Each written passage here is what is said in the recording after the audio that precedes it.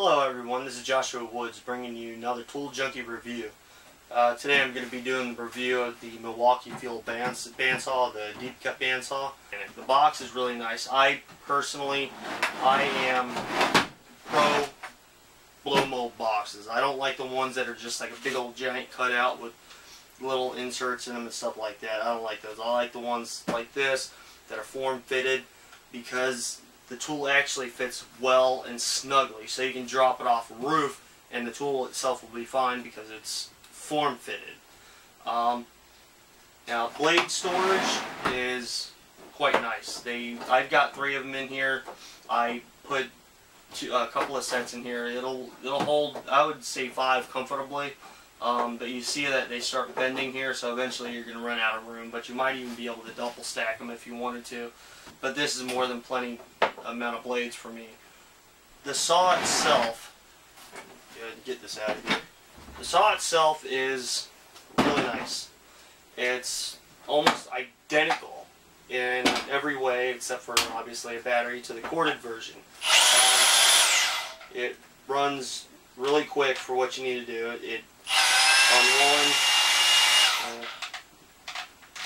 It's actually fairly quick for low speed, and then high speed is really fairly quick. For a bandsaw, it's really quick.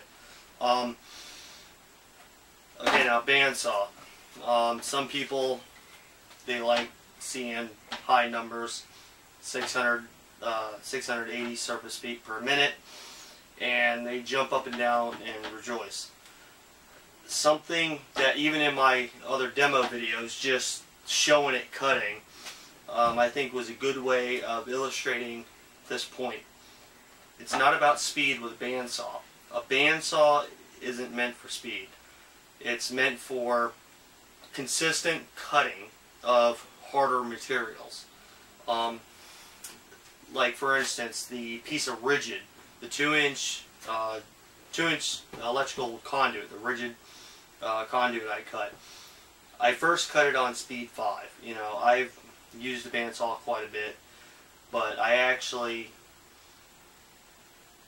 was doing it for a good amount of years where I didn't know that slowing things down was better. I first started cutting it on speed 5, and while it cut good, it wasn't as fast as it could have been. I did not realize that until I put it on speed 3.5, and I went, high speed 3.5, and it actually was quicker by almost 2 seconds. The harder, more dense the material, the thicker, the slower you're going to have to go. But it also depends on the amount of teeth that you have. Teeth per inch is another very important aspect of this tool. I cut a piece of unistrut with a 24 tooth per inch blade. Wrong blade. Absolutely wrong. It took me about 15 seconds to cut it. I put in one of these 14 teeth, because I got a couple of them now. Now that I've been using this more and I'm actually trying to figure the tool out. Sometimes, me being a tool junkie, loving tools, even I'm guilty of not actually testing the tool to figure out how it works the best. Now, on the back of this, it actually gives you a chart for which blades to use for what materials and what thicknesses and densities. So this is actually a good chart. Now speeds is going to be something completely different. That's something you're probably just going to have to do on your own. Stainless steel and stuff to that effect, don't run it on 5. Don't run it on 5 and pull the variable speed trigger all the way down. It's not going to go nearly as fast as it's going to go if you throttle down on speed selector here and just work it well. You got to give it time for the teeth to actually dig in and take it out. Whereas if you're going too fast, especially on the denser materials or thicker materials, it's going to basically ride on top of it. Not to mention you're going to start wearing down the blade, and it's going to start chipping some of the teeth off because it's going to bind up. So you're going to have more heat, more fatigue on the blade, more bending and breaking the teeth. So slow it down. It's something you really got to play with to actually really figure out completely. I definitely don't have it down packed. I haven't run enough materials yet. I'm going to be getting some 4-inch and some 4-inch and 3-inch stock steel. I'm going to be testing speeds versus teeth, and I'm going to actually post a demo video of that also with timelines to give everyone a better idea. Because I think this is a very important aspect of this tool. Because you can run something with a Sawzall. Any of you who cut stock, steel stock with a Sawzall, know you just start smoking and it starts turning blue because it's going way too fast. Teeth don't grab into it well enough, and it's slower.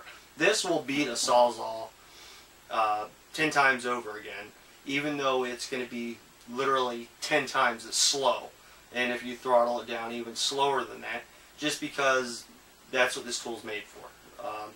So once you take all the aspects of this tool and you start to get familiar with it, this tool, when you're cutting rigid conduit, EMT, even PVC if you really wanted to, you get 10 teeth per inch blade and you can cut all day up to 4-inch conduit in here. It will actually 4.5. This is a 5-inch opening, so 4.5-inch conduit. And this thing, it will really shine. It shines on its own without knowing exactly how to use it and all those different variables. But once you get the variables down, it's a really sweet tool. Now the way it works is really quite simple. It's pretty basic and it's easy. You can literally have no knowledge of this tool, pull it out of the box, stick the blade in, and go with it. It's really that simple. Blade changes on this is quite simple. First of all, let's check this. And the batteries are pretty beat up at this point. That's really simple. It's got 3 adjustments. 1, 2, and 3. Toolless. It's all metal, by the way. When I was first looking at this, when it was announced, I really wanted to take a look at this because I was thinking that this was plastic and this was plastic. This piece here and this here is all metal. And it looks like it's, not quite sure exactly what kind of metal, but it looks like some sort of hardened steel or some sort of a cast alloy. I'm not exactly sure what it is, but it's definitely a high density material. The LED, really nice. At first I couldn't understand why they put the light here instead of here, but with this light being here, as you're getting ready to cut down on a piece of material, it shines it's straight down on the blade right here.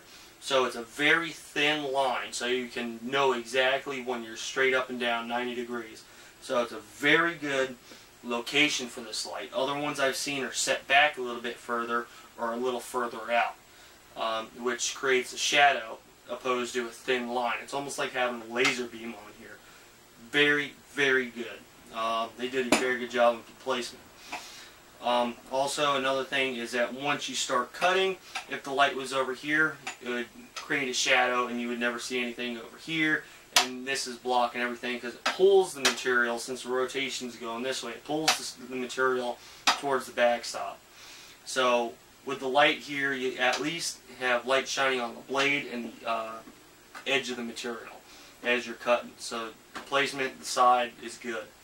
I think everybody puts them on that side, but this is definitely a well thought out tool. The blade change is really simple. Just flip this over, which is really stiff, really good. Just, the way I do it is just pull it out right here. Of course, I usually do it with it facing me.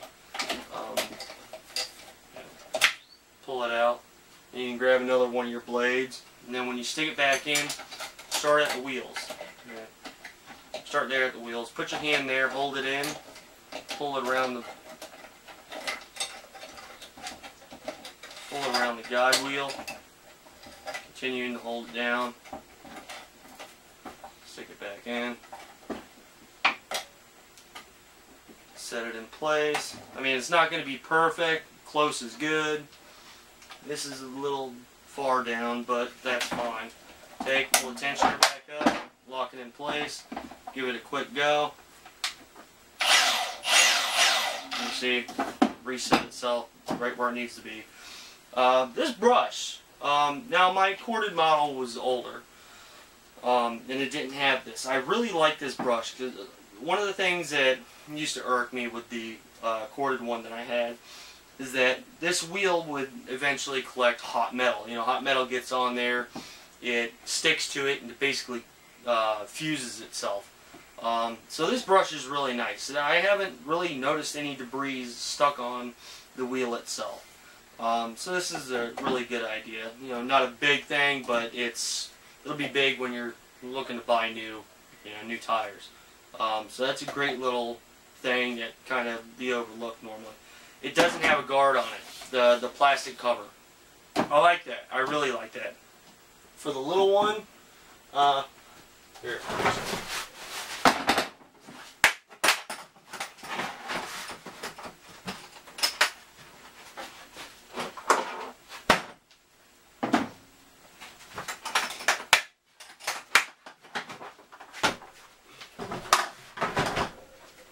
The little one, see, it has this little guard right here, which is cute. It's nice. It's perfect for this tool. You know, you open it up, you get all your metal shavings, which you shouldn't have if you actually cleaned your tools, unlike I do sometimes. You know, it's definitely, I love this thing. I absolutely love it. I love this tool. It's one-handed. It's ambidextric use. Overhead, down low. You can two-hand it if you want. You know, you can use this as a carry handle. I mean, it's awesome. You do not want this on this tool. They didn't put it on there. This I use overhead. This I'm not. I want all the debris to fall out on the ground, you know, on the floor next to where I'm working. I don't want to have to constantly open this thing up. It's a big tool. It's going to cut big material, and it's going to cut a lot of it. So I don't want to be stuck having to clean this thing out all the time. Not to mention it build up, tear the shoes up, or the tires up, you know, and wear down the blade because having that extra material that it's cut through all over again that is needless. It comes with 4.0 batteries. Excellent batteries. I can't say enough about their platforms. The M12 and M18 series platforms. I've only been in Milwaukee for about 2.5, 3 years now. I was with a couple others before that. Had problems with gears breaking and just the quality, motors burning out, stuff like that. They were alright. They were tools.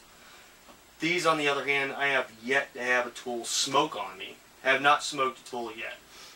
Gears, no gears are broken. The only thing that I can say is that Milwaukee's got it figured out.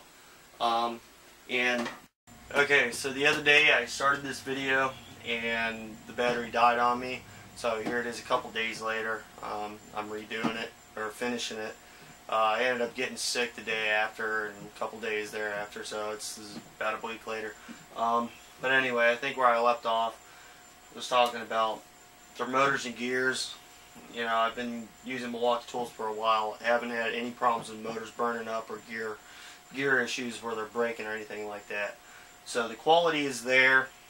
This being made with 90% of the original parts from the corded tool, I know the quality and the gears and stuff like that are going to be in on this tool.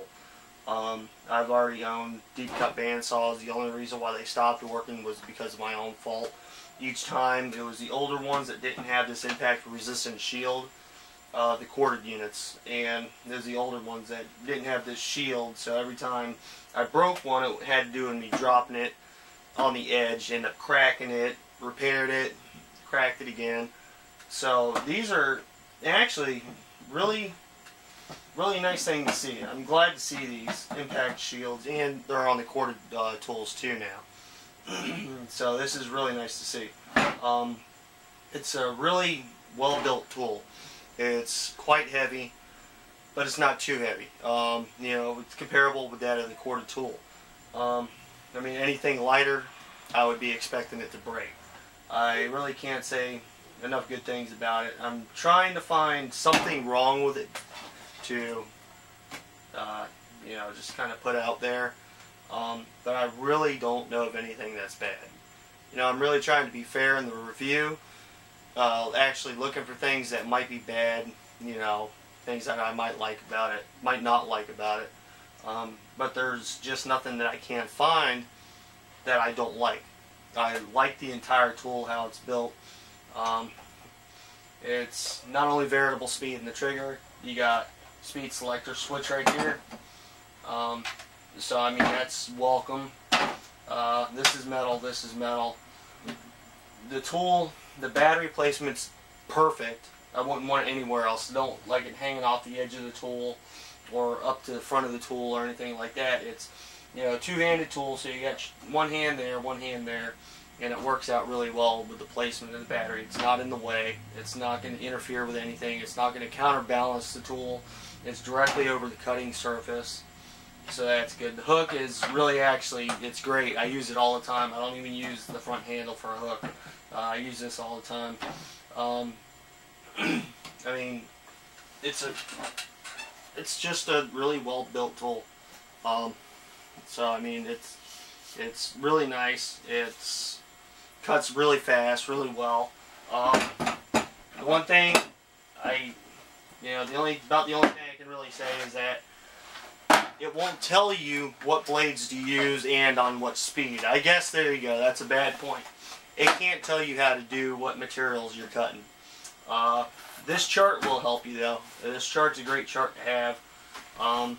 As I was saying before, you know, if you're gonna have one of these tools or even the corded versions, I can't say it enough. Get different blades, get different cutting materials, some leftover stuff from a job site or something, bring it home, cut it, or even cut it on the job site. You know, try different blades, different speeds, and that's going to dramatically affect this tool's operation. Sometimes you might be cutting, say, a piece of half-inch steel, plate steel, say 4 inches wide, half-inch thick, 4 inches wide, and you're running a 24-point tooth. You know, it's going to take forever. You can put it on high speed, you're just going to sit there. It's going to take a little while. But if you took that same tool, change out the blade from the 24 tooth to 10 tooth, you can see right here 5/16 through half-inch thickness, and that would be 10 tooth. Where you got the 14. The 14 is the lowest one I've got right now, so it would be in the 14 range, 14 tooth per inch. So if you use that 14 tooth, you're going to see a dramatic difference between the 24 and the 14. The 14 is going to cut it a lot faster. And I would also recommend that you actually, that's where you would want to learn the tool itself by playing with the speeds and, you know, testing how fast it works. Because the harder the material, the less likely the teeth are going to want to dig in naturally on their own. So the faster you go, it's going to skip off because it's going to resist, the material is going to resist the blade. So you might have to slow it down just a little bit, give the blade time to actually sink in and bite into the material. But there again, that's all a part of learning the tool, which sometimes is kind of hard to do. You just want to get in it and go, which you can do. Don't get me wrong, you can do it, but if you understand this, you get it, then you'll find it being a lot easier on you in the future. And I'm sure it won't take very long to actually know it by heart, especially for materials you use all the time.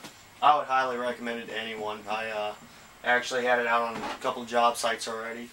Fire sprinkler guys seen it, couldn't believe they had their eyes on a tool like this that had no cord on it, because that's all they use is deep cut band saws. They asked to use it, didn't hesitate, go ahead, and they couldn't believe it. I mean, it did what they needed to do, Everyone who uses the deep cut bandsaw is going to love this tool. You're going to have to resize something, so you're going to constantly be working while you're using the tool. I'm not sure how long it'll last on one battery charge, using it all day, just religiously cutting piece after piece after piece. But I would say this tool's not meant for that, although I could be surprised. But as far as stationary work setups, you know, fire sprinkler, you know, what I do for a living, electrical, doing risers, or just, you know, cutting rigid and doing low voltage slabs for schools, and, you know, stuff to that effect. This tool is what you want out there. And that's another thing too, like on schools or big projects like that where you gotta have rigid underground for all the low voltage data, security, and all that kind of stuff. You know, you have temporary setup. Sometimes you gotta have 200-300 foot of cord, depending on the size of the project. I know for a fact, I wish I had this a long time ago. If I could have had a choice between buying this and using the company's tool with their extension cords, I'd have been out buying this the first day. There's no way I would be not using it. So a lot of people have it made, you know, these days with the technology the way it is, having tools like this, and seeing some of the new announcements that just came out from Milwaukee, like the whole hog. I mean, I'm definitely going to get that. Can't believe the stuff that's coming out. I mean, battery power. It's really quite an amazing technology that's coming around now these days. This is Joshua Woods bringing you another Tool Junkie review. Comment, like, share. If you have any questions or want to see something cut with this, let me know. And I'll try and get some stock or whatever it is that you want cut for a demo or anything. Let me know, and I'll go ahead and try and get some of it. And go ahead and cut some for you. You know, if you really want to see it, do it before you buy it. Let me know. I'll do it. I've actually had a lot of fun using this thing. So any off-the-wall ideas, stuff like that, let me know. And if I can make it happen, I'll do it. Make a video, post it, let you know.